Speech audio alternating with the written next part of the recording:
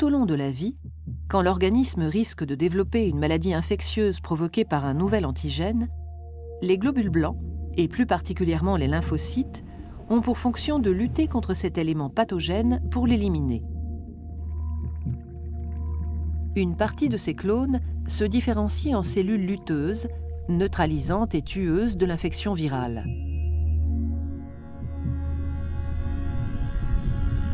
Une autre partie demeure sous forme de lymphocytes B mémoire, T4 mémoire, T8 mémoire, spécifiques de cet antigène.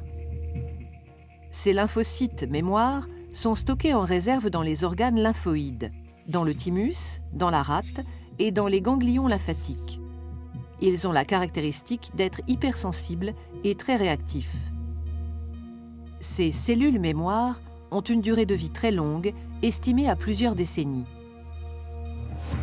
Lors d'une nouvelle attaque par un antigène déjà connu, les cellules présentatrices d'antigènes, comme les cellules dendritiques, phagocytent l'agresseur, captent sa fiche d'identité, son peptide, et l'exposent à leur surface.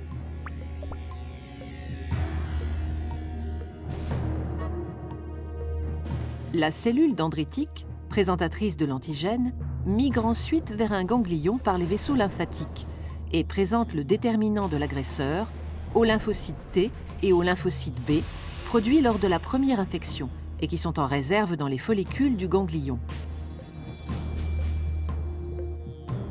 Elle présente le peptide antigénique aux lymphocytes dormants et ceux qui parmi eux ont gardé la mémoire du premier contact s'activent.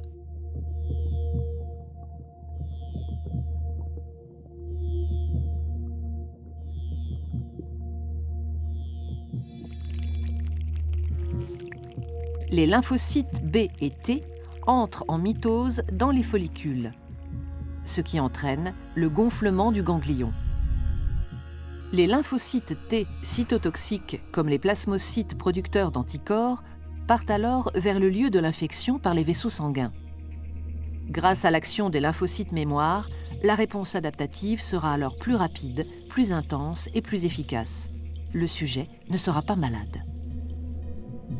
Certains micro-organismes, virus ou bactéries, provoquent des maladies fulgurantes. Leur action est plus rapide que la réponse immunitaire. C'est le cas de maladies comme la poliomyélite, la rougeole, le tétanos, la grippe. Il est donc vital d'anticiper l'infection par la vaccination. Le vaccin est une préparation contenant en très petite quantité des fragments de bactéries ou de virus tués, de toxines atténuées ou purifiées, que l'on inocule pour stimuler préventivement la formation de lymphocytes mémoire. En cas d'attaque, l'infection sera rapidement endiguée. Antigènes déjà identifiés et vaccination permettent de constituer la grande bibliothèque de notre système immunitaire. Ainsi, se construit pas à pas le patrimoine immunitaire de chaque individu.